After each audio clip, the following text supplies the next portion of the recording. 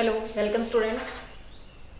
We will understand next point, print culture and modern world chapter. बेटा last video में हमने काफ़ी इसके बारे में जानकारी मिली थी कि प्रिंट कल्चर का क्या इफेक्ट रहा, प्रिंट कल्चर इंडिया में कैसे आया, उसमें नई टेक्नोलॉजी आने से प्रिंट कल्चर ने कैसे चीप रेट में बुक्स पब्लिश की, ये सारी बातों पे जिक्र हमने लास्ट वीडियो में किया था। अब प्रिंट कल्चर ने हमारी सोसाइटी के अंदर सोशल रिफॉर्मर, विशेष करके रिलीजन रिफॉर्मर के बारे में पढ़े। तो रिलीजियस जो सिस्टम है हमारा, उसके अंदर रिफॉर्म का काम शुरू हो गया। लोगों ने अपने डिबेट, अपने न्यू आइडियाज, इनोवेटेड आइडियाज उसमें पेश किए। तो उसके अंदर क्या होता है वो देखिए, इसके अंदर हमारे इंडिया के अंदर Hindi orthodoxy, it means traditional system को फॉलो करने वाले हमारे इंडियन, क्योंकि हमारे इंडिया के लोग हैं विशेष करके हिंदू, वो अपने रिलीजन सिस्टम से काफ़ी इम्प्रेसिव है। जैसा हमारे धार्मिक पुस्तकें बोलती हैं ठीक उसको फॉलो करते हैं। तो उसके अंदर रिलीजियस के अंदर, इंडियन रिलीजियस यानी कि हिंदू रिलीजियस के अंदर काफ़ी इविल्स थे। लाइक यहाँ पे विडो इमोलेशन, मोनथिज्म, ब्राह्मणिकल प्रीस्ट और मूर्ति पूजा आदि आदि बहुत सारे यहाँ पे सोसाइटी के अंदर इवेंट्स थे जो धार्मिक क्रियाकलापों से जुड़े हुए थे। उसके अगेंस्ट क्या काम होता है वो देखें। Raja Ram Mohan Roy was the social reformer. Social reformer था ये, जो आपने 8th-9th की बुक्स में पढ़े थे। तो उसने क्या क्या था, उसने ब्रह्मो समाज का फाउंडर था ये, उसने ब्रह्मो समाज की स्थापना की थी। उसने अपनी सोसाइटी के अंदर बहुत सारे इवेंट्स के लिए आवाज उठाई थी और सती प्रथा को बैन इसी ने लगवाया था, यानी कि राजा राम मोहन राय। तो राजा राम मोहन राय ने 1821 में एक पुस्तक पब्लिश की थी।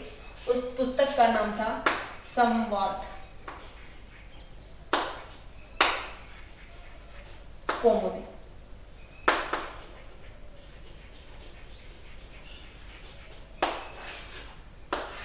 ये पुस्तक पब्लिश की थी राजा राम मोहन राय। इसने हमारी सोसाइटी के अंदर रिलीजियस को रिलेट करते हुए, क्योंकि सती प्रथा थी, वो सोशल इविल्स थे, बट हमारी सोसाइटी के लोग उसको सपोर्ट कर रहे थे, क्योंकि वो ये सोच रहे थे कि हमारी धार्मिक क्रियाकलाप से इसका लिंक है। इसलिए सभी लोग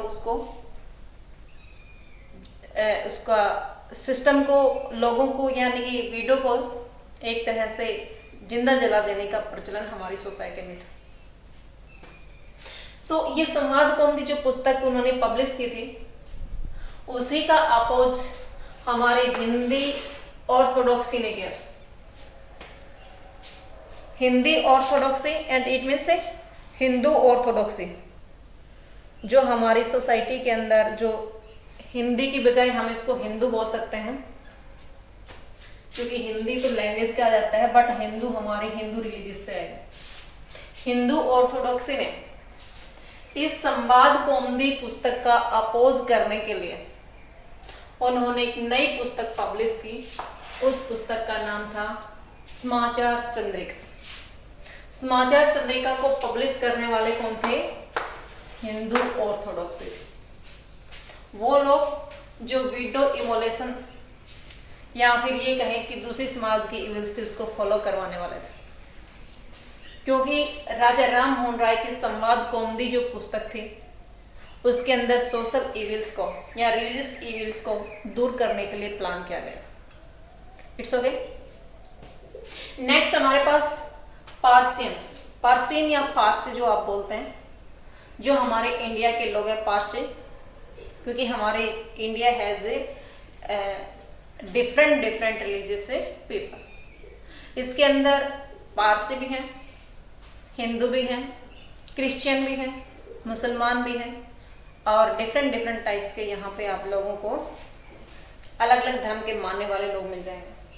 तो जो पर्शियन थे यानी कि पारसी थे, उन्होंने भी 2 न्यूज़पेपर पब्लिश किए थे जो रिलीजियस को लेकर के ही थे, जाम ए जहांनामा और शम्सुल अखबार। ये पर्शियन का न्यूज़पेपर था, पारसी धर्म का मानने वाले लोगों का अपना न्यूज़पेपर था। नेक्स्ट गुजराती में न्यूज़पेपर छपा था जो महाराष्ट्र में छपा था, उसका नाम है बॉम्बे समाचार। बॉम्बे समाचार पत्र का प्रकाशन हुआ था गुजराती लैंग्वेज। ओके, ये हमारे पास रिलीजियस को लेकर के कुछ लोगों की एक्टिविटी, डिबेट्स, इनोवेटिव आइडियाज इसके अंदर पब्लिश किए थे। अब ये सारी चीजें जब हो रही थी तो हमारे इंडिया में, नॉर्थ इंडिया के अंदर विशेष करके कुछ अर्थक्वेक हो गया, एक भूचाल आ गया। अब वो जो हलचल थी, उस हलचल में हम विशेष करके मुस्लिम कम्युनिटी के लोगों के बारे में पढ़ रहे हैं। तो यहाँ पे आपके पास आता है उल्मा। उल्मा कौन है? स्कॉलर्स ऑफ इस्लामी के धर्म के मानने वाले जो स्कॉलर हैं, जो विद्वान हैं, उसको उल्मा बोला जाता है। उन्होंने ये इस बात के लिए परेशान थे क्योंकि लोगों का हिंदू ऑर्थोडॉक्सी ने अपने अपने ढंग से अपने रिलीजन्स के फेवरेबल लोगों के अंदर आइडियाज पब्लिश कर दिए थे। तो वो कुछ लोग तो इसलिए डरे हुए थे क्योंकि वो अपनी कम्युनिटी को बढ़ाना चाहते थे। इसलिए उन्होंने क्या किया, 1867 में देवबंद सेमिनरी बनाई। ये मुसलमानों का, इस्लामिक कम्युनिटी के लोगों का एक हब है जो यूपी में है।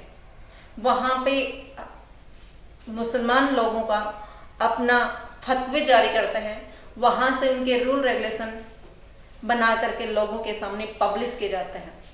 तो देवबंद सेमिनरी जो सेट हुआ था 1867 में, तो यहाँ पे मुस्लिम कम्युनिटी के लोग ज्यादा से ज्यादा वहीं से अपना इंप्रेशन लेते हैं, वहीं से सारी उनकी एक्टिविटी कंडक्ट की जाती है। देवबंद सेमिनरी से थाउजेंड्स की संख्या में फतवे निकाले गए। फतवे क्या होता है? फतवे होता है इस्लामिक कानून, इस्लामिक लॉ। यहाँ इस्लामिक ये कहेंगे कि इस्लामिक कम्युनिटी के लोगों को बढ़ाने के लिए लोगों के अंदर अपने आइडियाज पब्लिश किए कि ज्यादा ज्यादा उसको लोग पढ़ें और इस्लाम के साथ कनेक्ट हो। हमारी इस इंडिया के अंदर, हमारी इस सोसाइटी के अंदर डिफरेंट रिलीजन्स के लोग हैं। वो सभी लोग अपनी कम्युनिटी को बढ़ाने के लिए, अपने रिलीजन्स को फेमस करने के लिए, वो बहुत ही चीप रेट में उनकी पुस्तकें होती हैं, वो पब्लिश होती हैं।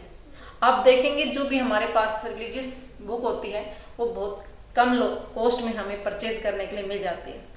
तो उसका मेन रीजन यही होता है कि वो अपने रिलीजन्स के फेवरेबल करने के लिए लोगों को अपने आइडियाज उनके पास पहुंचाने के लिए चीप रेट में पब्लिश करता है। उसी टाइम पे हमारे ये जो लोग थे, जो उलेमा थे यानी कि इस्लामिक स्कॉलर्स थे, वो डरे हुए थे कि इस प्रकार से हमारी इस्लामिक कम्युनिटी खतरे में ना पड़ जाए, इसलिए उन्होंने फतवे जारी किए थे। नेक्स्ट हमारे पास तुलसीदास का जो रामचरितमानस ग्रंथ है, उसकी फर्स्ट एडिटिंग हो गई, वो कोलकाता में पब्लिश किया गया। उसमें हमारे हिंदू कम्युनिटी के लोगों को जो रामचरितमानस है, वो हमारे हिंदू कम्युनिटी का ग्रंथ है, उसको लोगों के सामने ज्यादा ज्यादा पब्लिश किया गया, लोगों के सामने ज्यादा ज्यादा फैलाया गया। It's okay. इसी टाइम पे हमारे पास कुछ प्रेस का जिक्र आता है। ये है नोबल किशोर प्रेस, जो लखनऊ में लगाई गई थी। और दूसरी प्रेस है हमारे पास, press it means printing press. दूसरी है श्री वेंकटेश्वर प्रेस जो कि बॉम्बे में लगाई थी। इन दोनों ही प्रेस ने बहुत सारी रिलीजियस बुक पब्लिश की और लोगों के अंदर उस धर्म का प्रचार किया, यानी कि हिंदू धर्म का प्रचार किया। अब नेक्स्ट पॉइंट पे हमारे पास आता है बेटा न्यू फॉर्म्स ऑफ पब्लिकेशन। नए ढंग से पब्लिकेशन शुरू हो गया, विजुअल कल्चर आ गया। इट मीन्स पेंटिंग के माध्यम से लोगों के पास पेश किया गया। उस पेंटिंग में हर आइडियाज पेश किए जाते थे। लोगों ने कैलेंडर निकाले और दीवारों पे पेंटिंग की गई, वॉल पेंटिंग की गई। ये पेंटिंग में राजा रविवर्मा का नाम आता है जो एक फेमस पेंटर हुआ है। ये काफी फेमस नाम है। इसके अपने आइडियाज पेंटिंग में पेश किए जाते थे। कैरिकेचर निकाले गए, यानी कि इस प्रकार के पेंटिंग की गई जिसके अंदर दूसरों के ऊपर व्यंग्य किया जाता है। तो हमारे जो लिटरेचर सिस्टम था, या ये कहें कि हमारे नेशनलिस्ट थे, उन्होंने जो पढ़े हुए लोग थे उन्होंने वेस्टर्न स्टाइल्स को, वेस्टर्न कल्चर को, वेस्टर्न लाइफ को अपनी कैरिकेचर में उनका मजाक उड़ाया गया। इसके अपोज में जो इंपीरियल यानी कि ब्रिटिश ईस्ट इंडिया कंपनी के जो लोग थे उन्होंने हमारे नेशनलिस्ट का इन कैरिकेचर के माध्यम से मजाक उड़ाया। अब यहां तक तो हमारे पास आता है बेटा न्यू फॉर्म्स ऑफ पब्लिकेशन, यानी कि नए आइडियाज कैसे पब्लिश किए गए पेंटिंग के माध्यम से, कैरिकल्चर के माध्यम से। It's okay. अब नेक्स्ट पॉइंट पे हमारे पास आता है वोमेन एंड प्रिंट। इस प्रिंट से महिलाओं को क्या मिला या महिलाएं इसमें कैसे इन्वॉल्व हुई। तो उस टाइम की जो सोसाइटी थी वो काफी अपोज करते थे वोमेन एजुकेशन का, और वोमेन एजुकेशन का अपोज करते करते महिलाओं को पढ़ाना उनके लिए इलीगल भी होता था।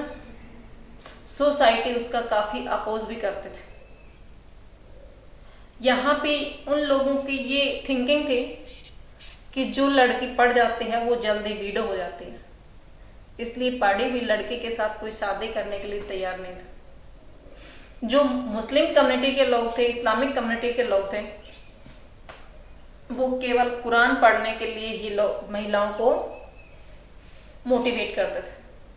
बट यहाँ पे एक महिला का जिक्र है, अर्रस सुंदरी देवी, जिसने आमार जीवन ऑटोबायोग्राफी लिखी। आमार जीवन जो 1876 में पब्लिश हुई। ये वो वोमेन है जिसने अपने किचन में छुप करके पढ़ना सीखा और उसने अपने जीवन की कहानी को एक नॉवल में पेश किया और उसका नॉवल था आमार जीवन। It's okay. नेक्स्ट हमारे पास आता है कैलाश वासिनी देवी।